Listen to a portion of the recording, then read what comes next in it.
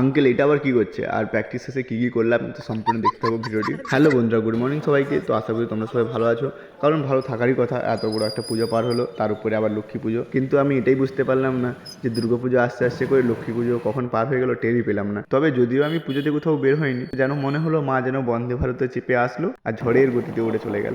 আর এদিকে আমি গরু গাড়িতে চড়ে চলে আসলাম খড়গপুরে একটা দাদার দোকানে। এসেই হালকা করে টিফিন করে নিই, কারণ প্র্যাকটিসের আগে টিফিন না করলে সত্যি যে কেমন জানি না একটা পেটটা যন্ত্রণা করে। তারপর কিছুক্ষণের মধ্যেই পৌঁছে গেলাম স্টেডিয়ামে।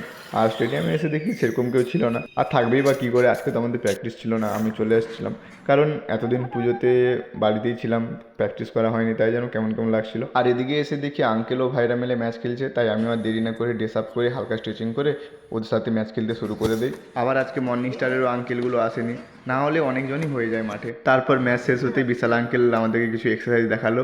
আর এই আঙ্কেলটি এয়ারফোর্সে জব করে, তাও ফিট, অনেকটাই ফিট, মানে দেখেই তো বুঝতে পারছো কীরকম কীরকম করছে। আরও কিছু ভিডিও আছে, ওটা পরে পরেই দেখে নেবে। তারপরে শুরু হয়ে যায় আমার আর রোহানদার মধ্যে কিছু চ্যালেঞ্জ।